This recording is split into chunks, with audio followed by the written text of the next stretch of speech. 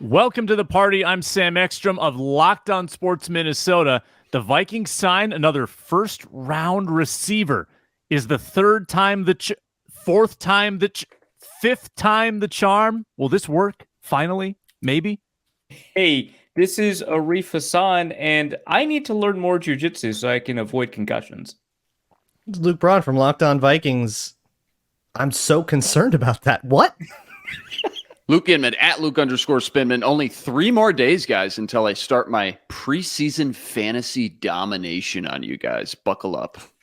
And it would be worth taking a look at those teams as well and see who's been cut, who's been injured. But that's all coming up on today's Minnesota football party. Welcome in here on Locked On Sports Minnesota. I'm Sam Ekstrom. That's Luke. That's Arif. It's the full 4-man panel today.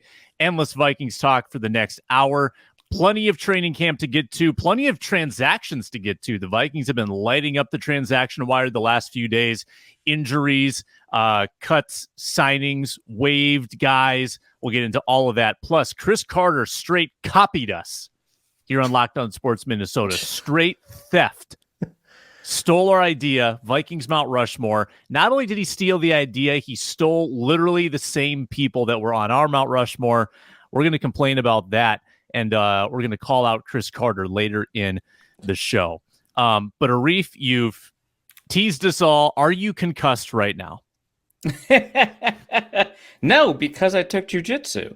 There's a Peter King story that came out last night / this morning. You know how stories come out.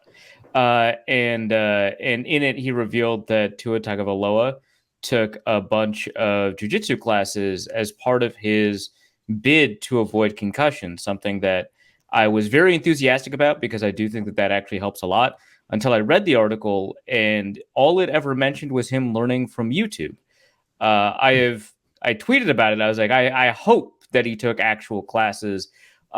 People have back-channeled me and told me, yeah, he did, but the quotes seem kind of weird. But yes, he did actually. They initially vetted the idea of using jiu-jitsu to learn how to fall. Again, genuinely helps you avoid head injuries. And then because of that, took some classes after vetting it. So, which I thought was cool, but also I think is just kind of a funny note. That is a funny note. Glad you're not concussed. Today's show brought to you by FanDuel Sportsbook, official sportsbook partner of Locked On. Make every moment more. FanDuel.com/Locked On to get started. And hey, subscribe on YouTube. Find us free and available wherever you get your podcasts. Every day, you know where to find us. SiriusXM app, Roku device, Amazon Fire, any of that. Find Locked On Sports Minnesota. Vikings have signed a first-round pick. This isn't even the latest this isn't even the latest transaction. What'd they do in the last hour? They waived Cephas Johnson. Yeah, another wide receiver. Is Cephas also on my team? So I don't think Cephas got drafted. Cephas did not get drafted to our preseason fantasy teams. Remember, we have preseason fantasy teams, which will be counting toward our contest starting Thursday night. So, Luke Inman, why don't I just share the screen? Let's just get a refresher on this. Yeah, I don't remember who's on my team at all. While you're pulling that up, Sam, think about this, too. We finally got our A.J. Rose or Rock Thomas, right, with Abram Smith. He could end up being the fantasy MVP, and because he just got signed and is the last running back on the depth chart, soaking up all those preseason reps, watch, he'll end up being the guy that goes off that none of us have. Yeah, we got Inman. Madison pick. What a bad pick. Inman has a healthy McBride, healthy Reagor, healthy Powell, Oliver, and Andre Carter, who is practicing. I'd be surprised if he plays in the game. So you might be down a defensive player, and Josh Oliver, I think, is questionable to play because of his status, right? Yeah. That's questionable. I've got Chandler, Thayer Thomas loving that, Lucky Jackson loving that, Nick Muse kind of loving that, Luigi Villain. I think I look the best of anybody because Arif is missing Malik Knowles, and Luke Braun is probably missing Tristan Jackson. Well, and also, there's no chance my running back plays, right? That's... yeah, that's rough. Yeah, so yeah. I don't... I think that was like your last pick, too, where you just kind of had to, It was. Yeah, somebody. Yeah. I think I picked Naylor or something like that because the running backs had gotten off the board. I should have picked Nwangwu, but, And Naylor has not returned from his injury yet. Yeah, so great. Phenomenal. You are literally relying on Johnny Munt and Troy Dye. Do special teams tackle count? I think they do. I think they should. All right. Yeah. Good. Let's go, Troy Dye. Give the kid a chance. Hey, yeah, Inman, you were all over this, but can you remind us, what are the defensive points? Let me write that down. So 1 point for a tackle, special teams or defense. Okay. 1 point for a sack. 2 points for an interception. I thought it was 1 point for maybe a forced one fumble and 1 point for a fumble recovery. Forced fumble, 1 point. Fumble recovery, 1 point. 1 point. I feel like sacks should be 2, don't you think? We could do 2. It should be. It helps me if they're not, but yeah, it should be 2. Let's do 2. And pick 6 or touchdown 6, right? Mm-hmm. Yeah, TDs are 6, including special teams, right? Punt or kick. Yeah, which is where the Reagor Powell stack should help Luke I need one. 1 time. 1 time. I think you're looking better than Sam makes you out to look. I think Powell and Reagor. I think McBride should get a ton of runs. McBride was the 1-1. Yeah, McBride will get a ton of run. I think Oliver. I'm not sure if Oliver plays. Yeah, Oliver, I think, was my last pick just because. And you sniped me on pace. Really want to pace, but Sam's right. Like Carter, maybe he misses this week, but hopefully he plays the next 2, the final 2, I guess. But I don't hate it. He could play a lot of snaps too if he if he's fully healthy. Last 2, right. Mm-hmm. I don't the LA Angels where I get Mr. Mankato, but also have the worst team. I saw your tweet about that yesterday. That was amusing. They've lost honestly, like 7 in a row. Honestly, you should just get some points for having Mr. Mankato on your preseason fantasy team. Like, I'm probably not going to get it. So when I'm arguing for a rule that doesn't benefit me in any way. Right. Like Troy Dye's not getting it, right? So I would say you should get like 10 points just for having Mr. Mankato. So if we were drafting today, Jacob Copeland would be available. N'Keal Harry would be available. Abram Smith would be available. Vikings signed N'Keal Harry, former first-round pick, formerly of the Chicago Bears. This is, by my count, the 5th swing the Vikings have taken at signing an ex-first-round pick in the last 5 years. Kendall Wright, Michael Floyd, maybe it's 6 years. Michael Floyd, Kendall Wright, Josh Doctson, Jalen Reagor, and now N'Keal Harry. So if we're power ranking, like so those you're including 5, trades because Jalen was a trade. Yeah, I'm including to acquire. Perhaps is the word. Any kind. Yeah, not draft picks, but like acquisitions. Yeah. Where do we think N'Keal Harry's going to fit in here with the Josh Docksons, the Michael Floyds of the world, in terms of this acquisition? What do you think? Obviously, the comparison to former first-round picks acquired by the Vikings, Ahmad Rashad, no question. No, I think. I didn't realize they acquired him. Yeah, no, he was a pick for I think they were at the time the St. Louis Cardinals. Yeah, he was a St. Louis Cardinal, and then he went through Buffalo and then Seattle, and everybody thought he was a head case. Dang. That's a journey. Yeah. For such a stud. Yeah, it was a whole thing. Holy smokes. Good for immaculate grid play. Very good immaculate grid answer. Kidding. And then he came here for like peanuts. Yeah, but like I think the most recent one outside of the ones you listed was like Michael Jenkins. Jenkins. Yeah. Jenkins would literally win the power rankings because he did something. Like he did quite a bit of something. Yeah, like let's think about production. 0 yards. Yeah, Josh Doctson 0 yards. 1 week. Wasn't he here 1 week? Which is longer than Kendall Wright, right? He was here for a preseason. Doctson and Kendall Wright, because I don't think he's going to be on the 53-man roster for any time. Right. So yeah, Doctson and then Kendall Wright.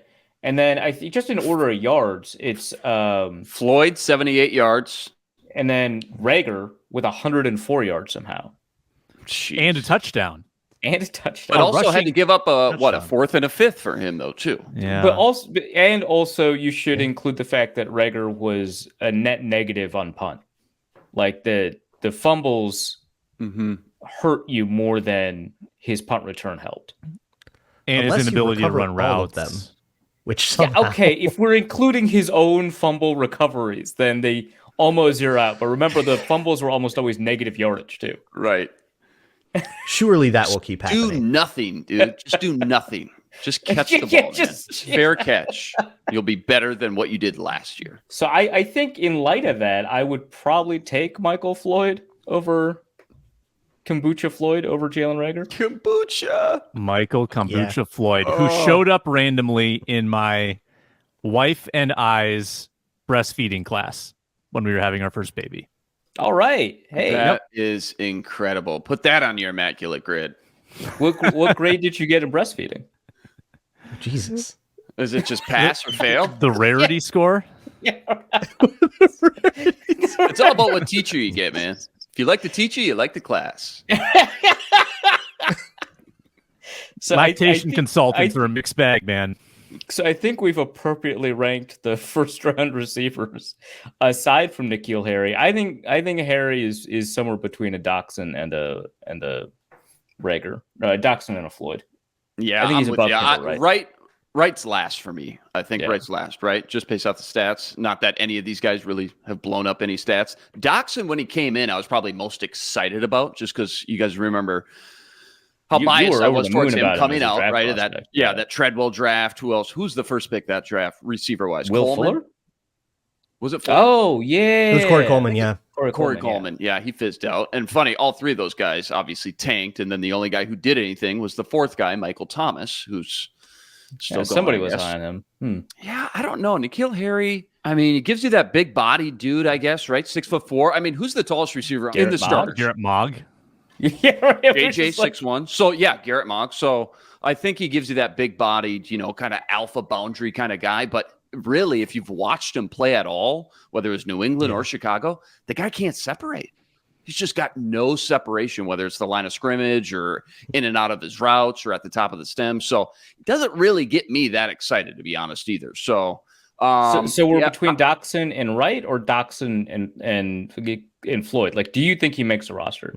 No, he's so far behind. Between just Doctson playbook, right. verbiage, everything else. He's already behind the 8 ball. And then you just look at this group too of wide receivers 5, 6, 7. Like, it's such a cluster right now. I don't see how coaches favor a guy like him versus maybe a younger guy like Thayer Thomas, who, whoever it may be. But so the thing that probably hurts him most is that I'm not familiar with the special teams history, but my read on it is that he was not a big participant on special teams. But when you take a look at players like Brandon Powell, Jalen Reagor, Jalen Naylor, Thayer Thomas, they're all very clearly getting involved in special teams duty in camp and have a history of special teams in the NFL and in college. Yeah, he's not going to make it. I think the more interesting question is, does this become like a Perry Nickerson type? Is he just going to be this like weird reserve on the practice squad and maybe gets called up if guys get hurt? Like, I feel like that is the spot that he's gunning for. Like, if he has a really well here, that feels like what he gets. But I think we have to put him between Kendall Wright and Josh Doctson, because I don't think he's going to be on the 53 on purpose. What are the stipulations with the practice squad? Because it used to be, they changed it, right? It used to be 2 years, 3 years. It's way looser. Okay. Yeah, so there still is that thing where you can only have like so many people that have 2 accrued years, but it's like you can have more of them. And there are 4 veteran spots. Maybe I'm wrong. Yeah, I believe 10 are reserved for those with 2 or fewer accrued seasons, not accredited accrued. They're different. And in those 10, they can only have been on practice squads for 3 years or something like that. 3 years of practice squad rostership or something like that. Which, like, I believe describes Andrew Sandeo, right? He was on practice squads for 3 years, a little bit with the Cowboys, ends up making the team, then ends up starting. Christian Delorio, one of the random guys they signed like in the last week, who was on various practice squads for 5 seasons before being activated with, I think, the Bears last year. Wow. Quick note too on Harry. You asked about special teams. He does not play special teams. 34 career snaps on special teams.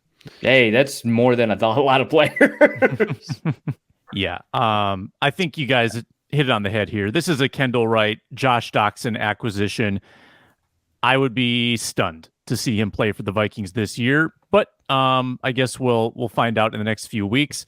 maybe like between preseason game number 1 and 2, maybe we'll allow for like one final flex pick for that fantasy team. I'll think about it. Give us like one waiver wire pickup. Yeah. Because if we all have like guys that are hurt or got cut or whatever, then we can drop someone. We'd have to figure out what waiver order is, though. That's the problem. I think we get 10 fake auction dollars free agent to bid. So if you want a guy, go get your guy. We could do after the standings of the first game, Arif, we could do reverse. Yeah. Standards. Yeah. Sure. Yeah. Just a thought. They've definitely signed enough guys now to give you some candidates. Zach Ogile, also out of here. Abram Smith. Luke Braun, you seemed excited about him. You're an XFL enthusiast. Tell us everything we need to know about Abram Smith. He led the XFL in rushing. He's about to be and it was interesting. He was like a really weird study coming out of Baylor because his tape looked really good and exciting, but if I recall, he just didn't have like the measurements. He just didn't have the size, and he went undrafted.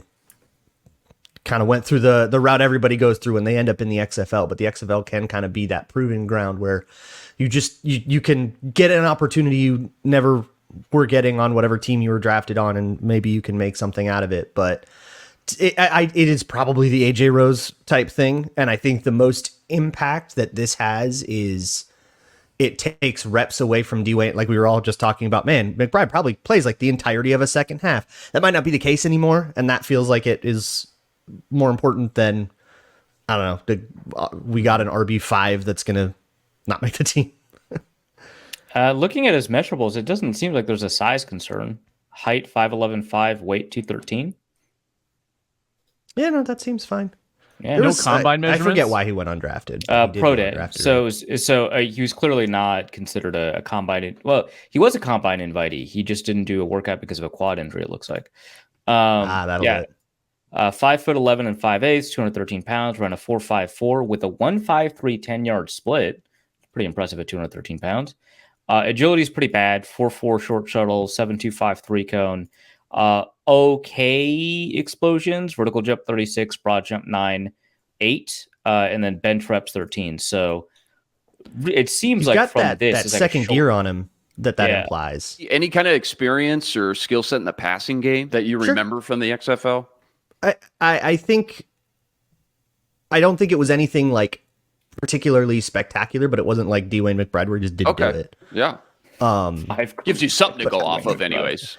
Yeah, and I think if you look at the plays that probably got him here are these big breakaway touchdowns where he would have that kind of second gear that would wreck a safety's angle. I think that's probably what they're after here. 13. So he only had one season at Baylor where he was productive. So he's listed running back 2018, running back 2019, linebacker 2020. Right, he changed positions. Yeah. Oh, okay, great. That might explain why. And then back at running back in 2021, where he got 1,600 yards. Jeez. And then with 12 touchdowns, and then 13 catches for 75 yards. We were all pumped about dude, let's get McBride all these touches and carries. Yeah. I think they just wanted somebody what if he needs to come off the field? Well, Madison's not. They were short of body. They needed a guy. It was never really that realistic not to have, again, a AJ Rose or Rock Thomas kind of guys. So they have that now. And I still think Dwayne McBride sees a lot of touches in all three of these preseason games. But you got to have somebody when he needs a breather or, something. My shoes untied, dude. All right, throw in the who do we got? My shoes Who do we got? untied. The level of competition that he will likely be seeing in preseason games that you see in the fourth quarter of preseason games when you're that low on the depth chart. It's like a lot of the same dudes you see in the XFL. So you might see some of this stuff replicate. It's true. Panthers out here signing Justin Houston. The Bears get Ngakoue. The Vikings got Abram Smith. Yes. 23 all we got a new team. All right. New promotion to discuss with FanDuel, and then we're going to talk about the impact of the James Lynch injury. That's next, but we are brought to you by FanDuel Sportsbook. It's America's #1 sportsbook for a reason. Football season's back, baby. They're about to kick off, and FanDuel is giving you a chance to win all season long. Right now, bet on a Super Bowl winner. You can get bonus bets every time they win in the regular season. That's a great deal.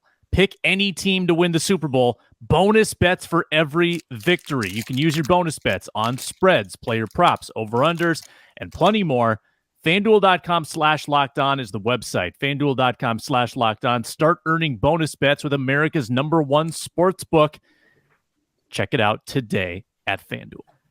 All right, I cut off Arif Hassan before that. Reed, Arif, did you want to finish that point? No, I just said he made the All-XFL team, led the XFL in rushing yards, 5 yards carry, which leads all running backs, I believe. So not bad. High first down percentage, 27%. That's pretty good. So they've got Lucky Jackson leading receiver, correct? And now Abram Smith. Yeah, the defenders were like far and away the best team, and we kind of got there. Lucky Jackson wasn't the leading receiver, but he was the leading big play receiver. Who is the leading quarterback in the XFL? By like passing yards? Yes. Or whatever. Selective stat. James Madison's very own Ben DiNucci. Yeah, right. Yeah. Ben DiNucci. Great pull. James Lynch goes down with a torn ACL. Injury bug continues to hit the Vikings. Sounds like TJ Hawkinson has a minor injury of some kind. They are ramping up Danielle Hunter, Marcus Davenport back. So some good news, but some bad news. James Lynch, I think, was a bubble guy, but he had shown more from a depth chart standpoint than I expected. Like they used him a little bit in dime packages, for instance, and frequently with the twos. And I thought he was probably above like a Ross Blacklock, and kind of right on par with someone like a kwesi-adofo-mensah. Well, he tears his ACL, done for the season. Or Luke Inman, what do you make of that loss for the Vikings?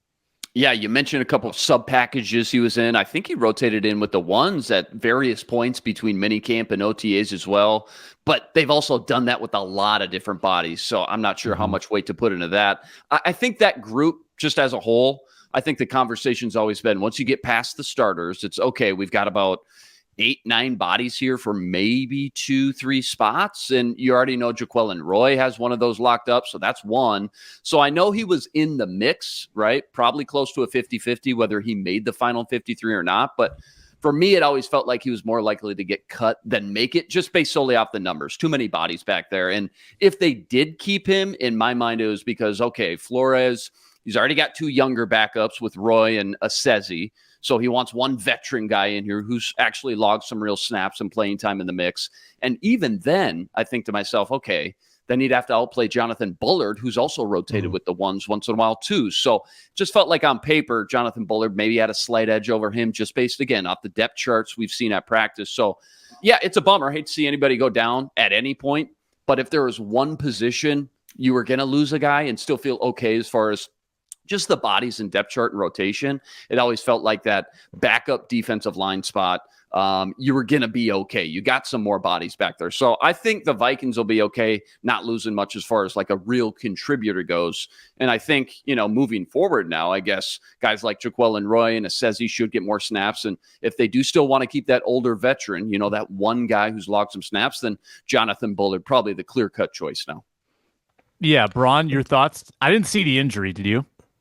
I did not, but the offensive defensive line is always kept kind of further away while they entertain everybody with wide receiver cornerback one-on-one, so you always get distracted. But this sucks for James Lynch so much, because even if he was going to get cut, I didn't have him on my 53 projection, and so even if he was going to get cut, he felt like a guy that had a good chance to maybe get claimed on waivers by someone else. Just as somebody with some experience as a rotational guy, solid rotational guy, there's a market for that. But now instead of having that, going into a contract year with that, or going into free agency with that final year of rotational play, saying, look, I'm a solid guy, put me on your roster. Now he has to try to work his way back in, coming off of injury, and then also only being a rotational guy is just so much harder of a situation for him to have to fight through. He's going to be someone's Tay Gowan, right, at defensive line, where they pick him up and you go, yeah, this guy ain't making the team, but I guess he's a filler camp body, and he has to now go kind of shed that and work his way up a depth chart from way deeper than he otherwise would have been. And that just sucks so bad. But otherwise, I'm with Inman for the Vikings, where it doesn't feel like this is too effective on them just because of all the other bodies that they had.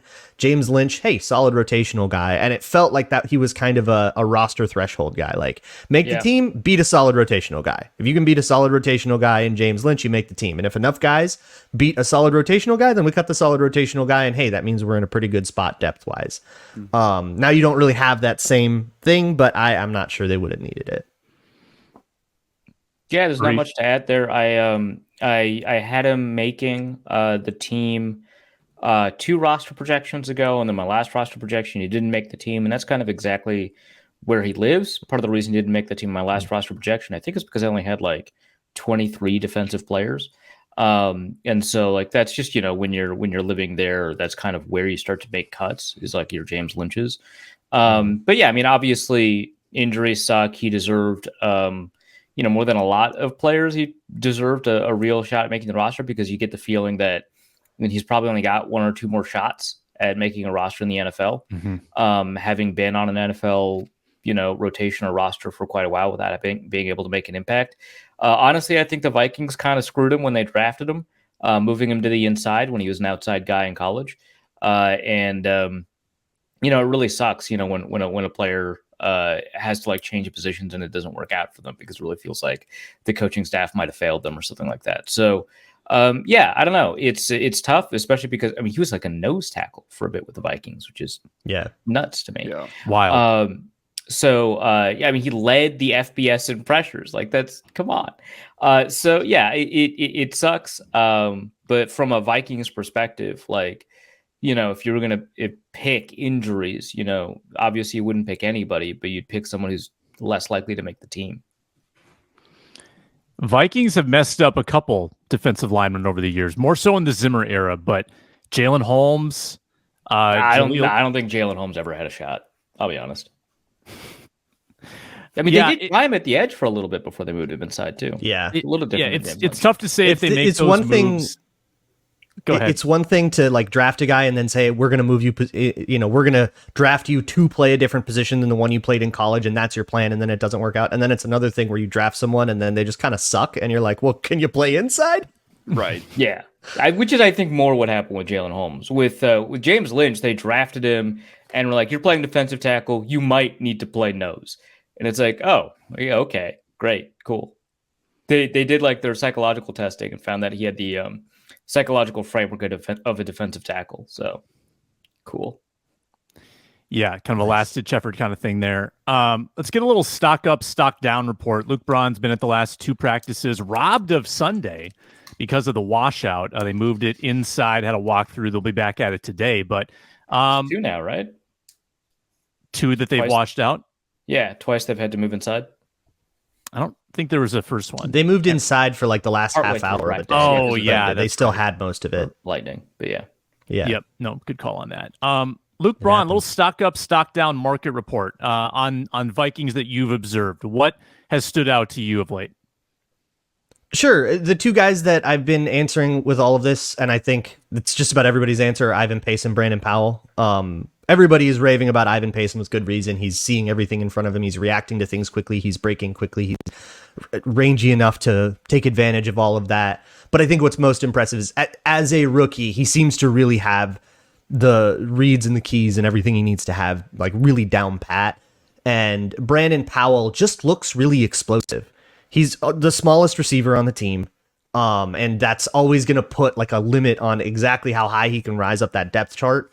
But it feels like not only is he in one-on-ones and 7s, 11s, all of it is just kind of always open and creating separation by exploding really, really quickly out of his breaks. But also on the special teams side, he is the steadiest of steady punt returners. So stock up Powell, which means stock way down Reagor. It just looks like Powell is a straight upgrade on Reagor as both the wide receiver 5 and the punt returner positions. Maybe even Powell could be pushing Naylor for wide receiver 4. As good as I heard Naylor was, can't make the club in the tub, right? That's the unfortunate reality of how this goes. So I feel like kind of stock down for everybody else that's in the wake of this Brandon Powell having a great camp thing. And I'm really curious to see when we get into a preseason game and guys are going to be a little more physical with him, how does that affect things? Does he totally disappear when somebody can really mug him the way you don't do in practice? Might also provide that. The joint practices tend to be a lot. Yeah, the joint practices too, but they'll be after a preseason game. Yeah.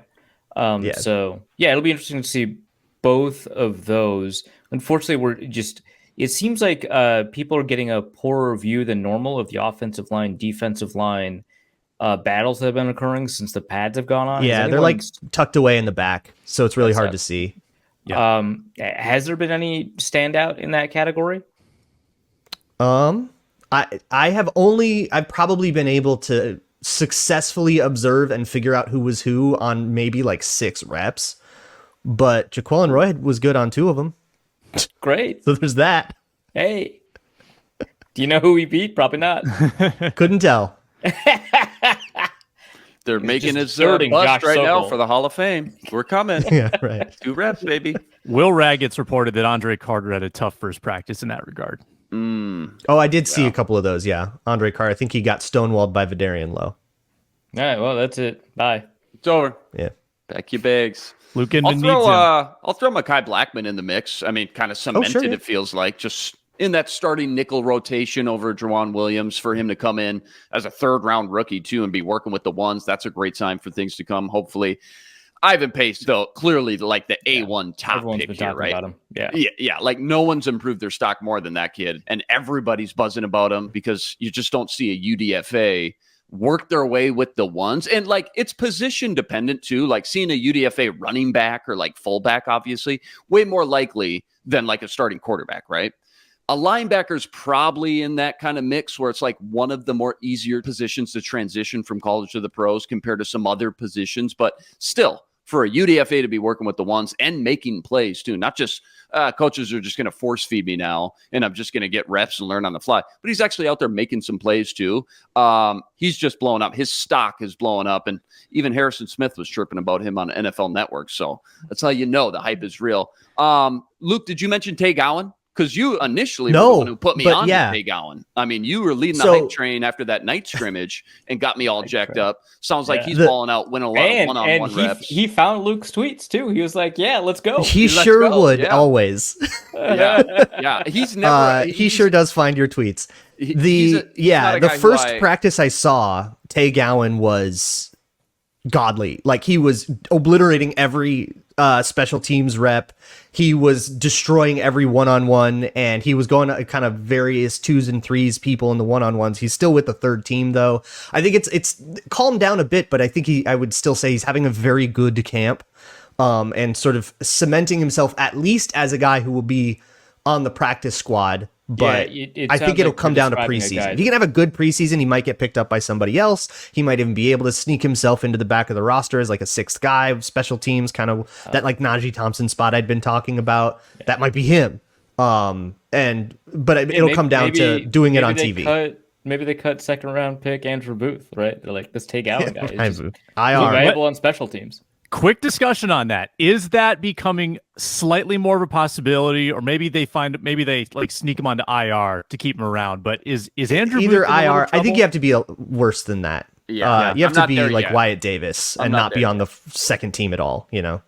Yeah, I think you let him play out this rookie contract, no matter how bad things get. I mean, I don't know. I don't know about the whole rookie contract. I don't know. I was going to say, for sure, year 3. Yeah. I guess if it just blows up, you finally get him on the field for a little bit and things just blow up, then sure. All right, we've done it. Cam Dantzler, a la kind of the same scenario there, but I'm not there, not this year. Not yet, Sam. Not quite. Yeah. Well, Juwan Williams' stock may be down, like you mentioned, but hey, he's got N'Keal Harry to defend now, which is like right up his alley. Like, I think that might be the guy I can keep up with. Yeah, 1 for down. Troy Reeder, I had him making the final 53 in my initial projections before camp.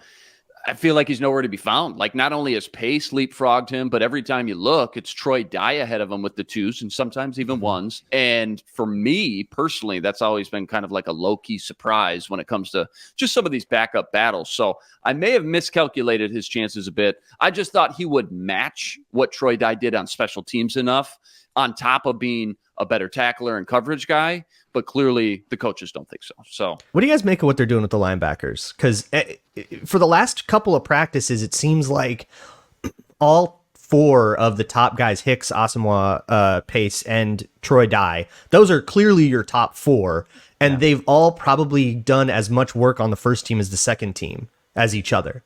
Do you think they're just kind of giving young guys reps, or do you think that there's some really crazy depth chart surprise about to happen and Jordan Hicks is going to get like Alex Boone out of this? I mean, that would be, I don't want to say the word exciting. It'd be, meteoric is too strong though. It would be big, right? Like it that would be like stunning. Very interesting. Right. Yeah. Gosh, to me, this seems more like there is some sort of practice philosophy in place about, how important linebackers are to communication and mixing and matching them in with different defenses to kind of see, or maybe even improve methods of communication.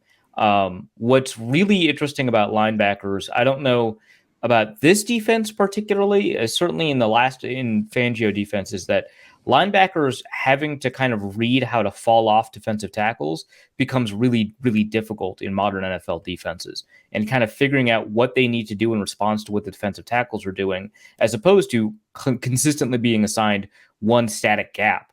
That might be a way for them to evaluate how those linebackers respond to different defensive tackle groupings in the run game, right? Because it gives you, based on what those defensive tackles want to do, based on what they're reading, it kind of gives you different keys, right? And so you could rotate the defensive line, and I'm sure they've been doing that, but rotating in the linebackers is just as efficient at that goal. So it could be a communication play. It could be a method of figuring out kind of how the linebackers respond to certain types of defensive tackle play in the run game. It could be a depth chart craziness thing. We might see Jordan Hicks on the outs. I don't know. It also might just be, how much can we trust these guys in sub packages, right? Mm-hmm. Troy Dye does this, Ivan Pace does this, right? And that's different than kind of the all-round stuff that we expect from Asamoah and Hicks. And so if we kind of throw these guys into sub packages, how confident can we be that they can just execute if the other team goes into no huddle? Top of your head, Luke, do you know Jordan Hicks is guaranteed money, or like it's almost didn't it all guarantee as part of the pay cut? $5 million dead. Is it? It's $5 million dead. Okay. It's somewhere between a lot and a little. I don't know about a lot, but I don't know about a lot, but yeah. Should we throw Lewis Cine in the stock down? Oh yeah. Stock down since when? That's the after that interception that went viral. How about that? Yeah, right. He was not good on Saturday. I'll say that much. He's just late to break on everything still. I'd say his price is returning to the pre-camp stock. Yeah. Yeah, a little bump with the VEN highlight. So if I Ivan think Pace is like it was an incredible highlight, by the way. I don't want to downplay it. It was a dope play. I think going in, we go, hey, maybe just like Metellus and Bynum are just like playing better than we thought, and maybe that's what it is, and maybe we just have 4 good guys, and I kind of, it's like, no, Cine is just like clearly the 4th best safety there. Or how about for stock up? What do you think about Jay Ward? I don't think he's a safety. Okay. Corner. Okay. They don't even know where they want to play him permanently. I'm just throwing some stuff. I thought you were about to come in with a scorching Theo Jackson take. That would have been way more fun. Next note for next time, Arif. I'd put Theo Jackson over Jay Ward on my depth chart. Safety 5. Yeah, call him whatever you want. He's doing the same thing he did at LSU, hybrid. Where it's a little safety, a little rotation near the line of scrimmage. It feels like. So I've been calling him a safety because my understanding is that he's been meeting with the safeties. So that's yeah, it's kind of how. From where he's not playing like deep safety at all. Jay Ward. Yeah, it's either nickel they or just want him slotting into what you would call like a will linebacker, but he's playing apex, second guy in. I just want to toss Jordan Addison into the stock up because from where he was 2 weeks ago, like Vikings Twitter was done with him, and he's pretty good. I mean, the Vikings thought leaders have had it. The Vikings thought leaders that really didn't like the speeding ticket and the minor hamstring injury in OTAs. Yeah, that injury is way behind him. He looks really fast, and he's good hands. He's killing it. Yeah, tracks the ball. Yeah, I'm ready to start thinking about who's going to be wide receiver 2. In week 1, I'm there. So I read, I I think it was Alec Lewis's piece at The Athletic where they asked a question about, like, is Osborne going to get more snaps than Addison? And he made the argument that Osborne was almost certainly going to get more snaps than Addison, but Addison might end up getting more targets. And part of the reason is on, running plays, you just want Osborne out there if it's going to be an obvious running down.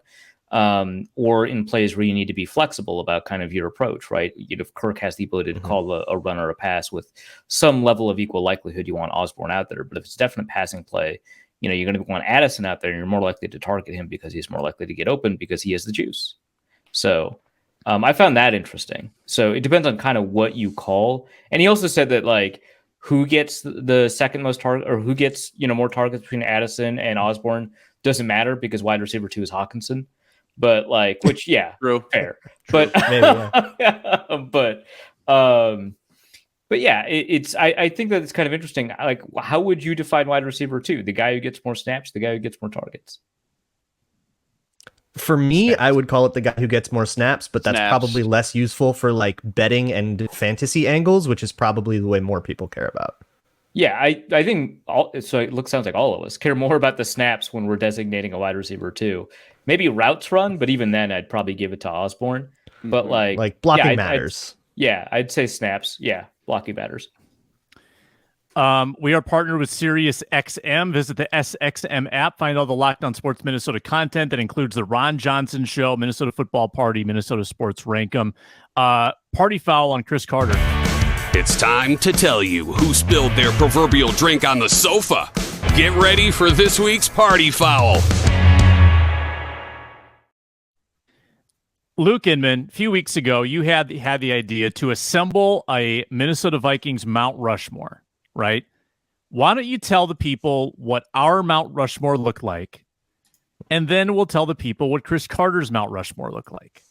Go ahead. So I had the 1-1. I went with Alan Page. You had the second pick. You went with Moss. Then we converged and decided together we were going to pick Fran the Man Tarkenton. And then for the fourth and final pick, we had to come up with a list of 4, and we threw it up on the YouTube poll. Those 4 were Cris Carter, John Randall, Randall McDaniel, and Carl Eller. Thank you. Yeah. And then it ended up being Cris Carter. But most people were arguing for Randall or McDaniel. Mm-hmm. So Cris Carter gets asked the question, who's on your Vikings Mount Rushmore? Well, first of all, he cheated and did 5. Second of all, he wasn't allowed to pick himself. So he goes, first 3, Page, Moss, Tarkenton, and then Randall and McDaniel for his 5. Basically, now, did he say John Randall and Randall McDaniel, or did he just say Randall McDaniel and we're thinking he did it before and after? He said John Randall McDaniel. Just combine them. It's like 2 for it's a BOGO. Yeah, 2 for 1 on the 4th spot on the mountain. But real quick before you get it, here were the votes for the final spot. Carter ran away with it 53%. Randall McDaniel was second over John Randall, 18%. Jim Marshall, 17%. Carl Eller, 11%. Yeah. So other than the fact that he straight ripped off the Minnesota Football Party, how do we feel about Cris Carter's 5-man Mount Rushmore? I think it's pretty spot on because I think we were magnanimous of him not to include himself. I'll give him. Well, he was asked. I think would have been more correct. Magnanimous. I don't care if he was asked. Mm-hmm. It's a very Cris Carter move. Right. Like if you asked Randy Moss to put together a Vikings Mount Rushmore and asked him not to include himself, he would 100% not listen to that instruction, which is his God-given right. Right. Yeah. So like, I'm still going to give Cris Carter credit for it. I like the inclusion of Randall McDaniel a lot.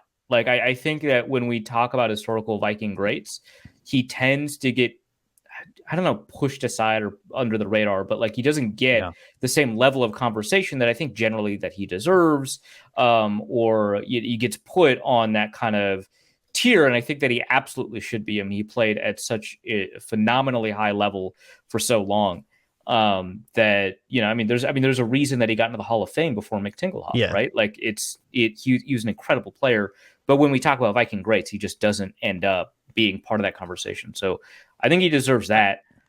I have a project for the PFFers that watch this show to, CC Sam Munson on here. Yeah. I can't believe they haven't done this. How have they not gone back just as a special project of interest and graded some of the great players of all time's seasons? Wouldn't you be so intrigued? They have done it occasionally. Have they? Didn't they do all the Super Bowls or something? I don't know think if they did all have of them, done. but Yeah, they may have done select Super Bowls. yeah. It's a great concept, though, Sam. But I would love absolutely to love it. Yeah, I tell think, me like, the pressure's I think allowed. They graded the whole 98 season, Mhm. and then skip some time to go to 2006, something like that. But yeah, they started a project to go grade backwards, and then they just didn't have the resources for it. So, especially because they had to regrade 2008, which was one of the first years they had data available. Mhm. So it's been difficult just in terms of resources and where they want to spend their time and all that. Plus, getting access the further back you go to gradable film becomes pretty difficult, especially now that you're switching from 1440 to 1080 to 720 to potato, right? 360p if you're 2 lucky. pixels. Yeah, right. Super 8. 240i. Yeah. Yeah, Like weird scans. Got to get past the interlacing. Yeah. It's not progressive. Now Luke Braun. this is players, right? You guys, Right. otherwise Bud Grant would have been clearly, Well, yeah. Correct. Yeah. So, exactly. so the two stipulations we were like players only, obviously. Otherwise, it's just it's not even fun because It was too easy, yeah. it's almost too easy, right? And then a lot of people were screaming at their TV set saying, "Got to put AP in here." And so we did current Gold Jackets only. Obviously, AP will eventually go into the Hall of Fame or Ring of Honor for that matter. But it's one of those. So Jim Marshall would let's take be ineligible then. Did we do I just think Ring we of said Honor? I Ring- think we just Ring did of Ring Honor of Honor. was Yeah, our- Ring we of did Honor, Ring of okay. Honor. Yep. Yeah. Yep. For that exact point, just to make sure he was in the mix, actually. Mhm. That's right. Jim Marshall would be the one I would contend for because for 20 years of the 60 years of the Vikings, for 1/3 of the entire Vikings, he was the ringleader. He was the person that every other player, including some of the other guys on that Mount Rushmore, looked to and listened to. He was, for whatever arguments you want to make against him getting in the Hall of Fame or whatever, he was so much the Vikings for the defining era of the Vikings and those 70s teams and all of those Super Bowls. He was a Viking from day one. He was part of their very first roster that beat the Bears week 1, 1961.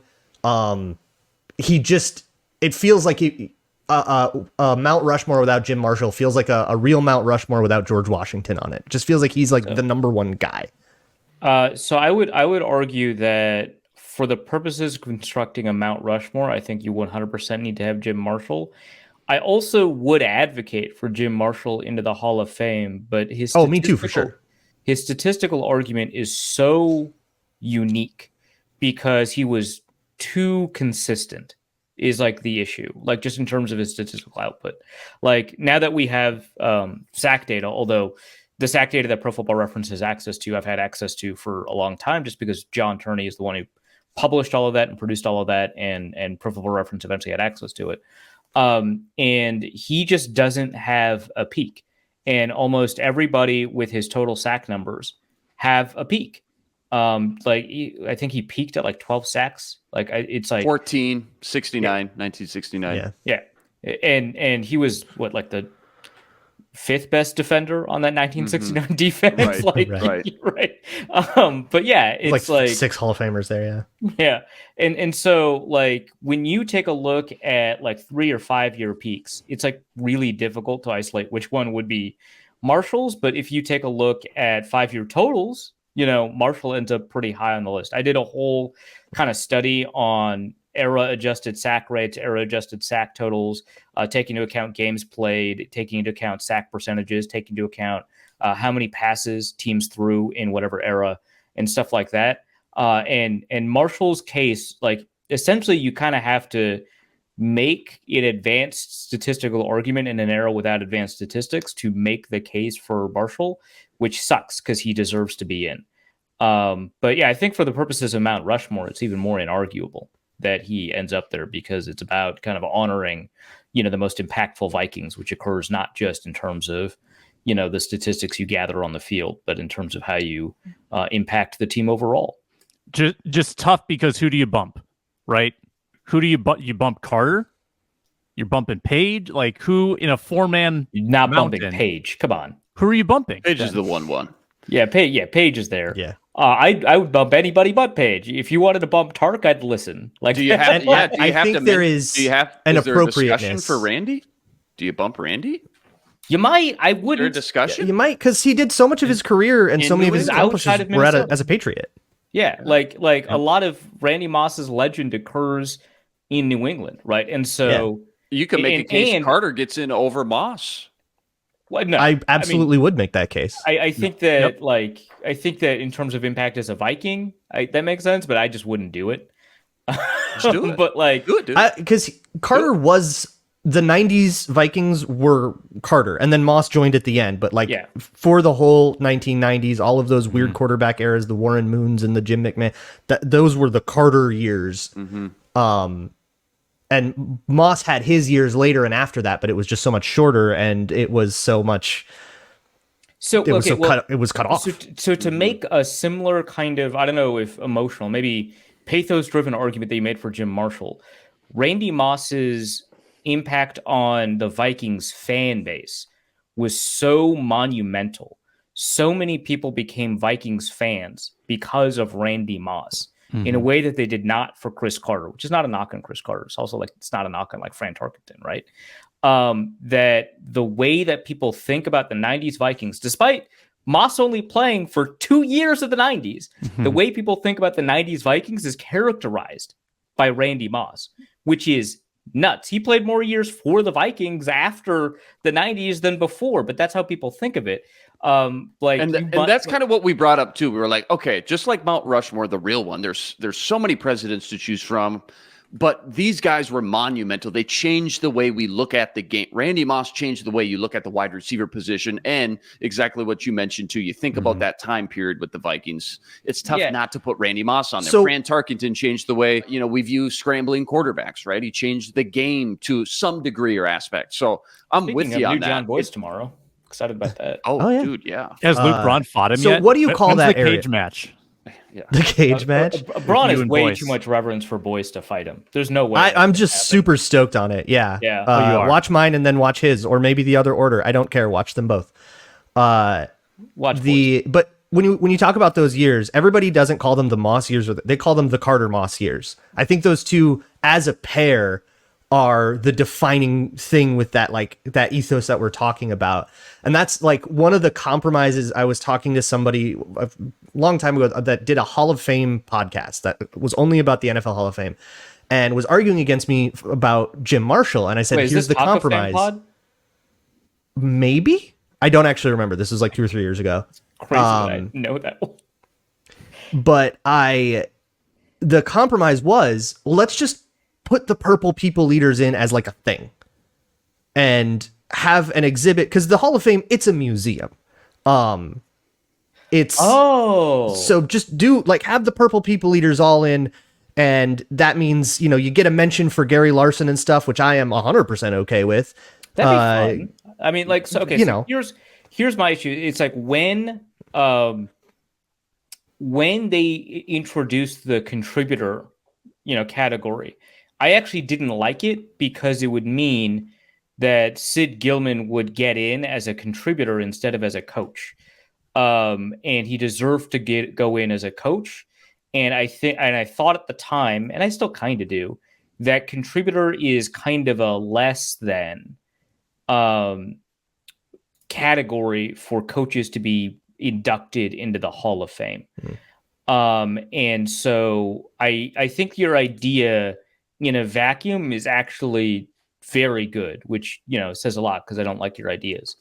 But with reason, you're bad. It was a compromise that I had to make. If I had my druthers, Jim Marshall would have been in your show. It sucks. It sucks. But yeah, if that's the thing is in that context, I would be fine with Gary Larson getting in. Sorry, I'm playing with my Amogus. That was a dog. Is this No. stressing you out? Is that your stress? That is 1,000,000% just a dog toy. What? No, it's a little. Come on. It's a soft thing that squeaks. But put an exclamation point on it. Final point, and then I'm off to the Ron Johnson show. Sure, it's like I would 100% be comfortable with Gary Larson getting in within that context, but it would just be ideal. Like you said, you were compromising, but it'd be ideal if Jim Marshall made it in as a player, and then somebody like Gary Larson or the nose tackle that came after him, whose name just escapes me now, came in as no what I don't know. No, that was later. much later. But let's talk about Keith Millard for 20 minutes. Let's bring The Hardware Duck Hank in White? too. That might have been it. Linval? Yes, Linval. I was talking about Linval. Shamar Linval The fifth Got it. playing next to purple Carl beat later. Eller. You know, much in like Madden the Ultimate Beetle. Team. But I'd be fine like Gary Larson getting in that context because it's very difficult to make like a Hall of Fame case for him. But I think that it would be appropriate if Jim Marshall made the Hall of Fame as a player on his own merits. That was spirited. I love the great minds battling it out. Luke Inman, Luke Braun, Arif Hassan. I'm Sam Ekstrom. Pro football. What was I going to say there? The Minnesota Football Party returns tomorrow. Then we'll be back Wednesday and Thursday with this same crew as well. Find us 4 days a week on Locked On Sports Minnesota. Subscribe on YouTube, free and available wherever you get podcasts. We're going to go watch N'Keal Harry at practice today, and we're going to love it. Signing off on today's Minnesota Football Party.